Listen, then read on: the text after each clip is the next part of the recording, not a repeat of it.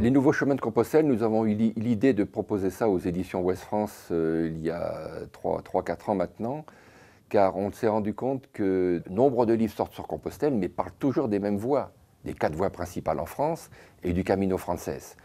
Alors quand on dit nouveaux chemins de Compostelle, c'est un bien grand mot, car ce sont des chemins qui sont historiques, hein, qui ne sont pas inventés, mais qui n'étaient pas balisés il y a quelques années quand le phénomène de Compostelle a commencé, quoi. C'est un ouvrage qui s'adresse à tout le monde, mais plutôt à la limite à ceux qui connaissent déjà les chemins de Compostelle, qui ont déjà pratiqué les chemins les plus connus, pour leur montrer d'autres possibilités.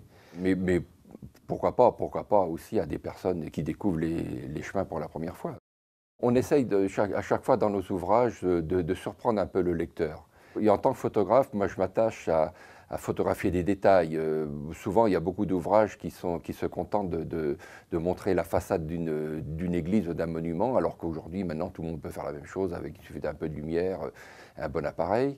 Et j'essaye de montrer des détails, par exemple des détails d'architecture sur un chapiteau, sur un tympan, ou des choses que le visiteur ne pourra pas forcément voir. Ça lui apprend un petit peu à regarder autrement, quoi.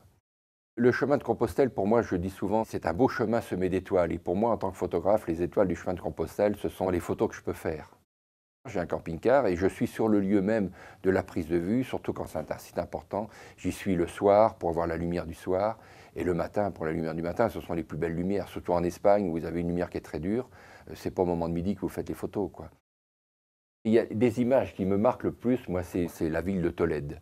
Quand vous arrivez sur la hauteur, et Tolède est construite sur la boucle du Tage, du fleuve Tage, c'est une ville qui n'a pas bougé, pour ainsi dire. On a l'impression d'avoir la même vue que pouvait avoir le pèlerin, d'entendre les cloches et de voir les clochers de la cathédrale, de voir les clochers des synagogues, de voir les anciens minarets, parce que Tolède, c'était une ville de tolérance, où il y avait les 3 religions du livre qui étaient réunies. Et ça, vraiment, ça mérite tous les voyages, quoi.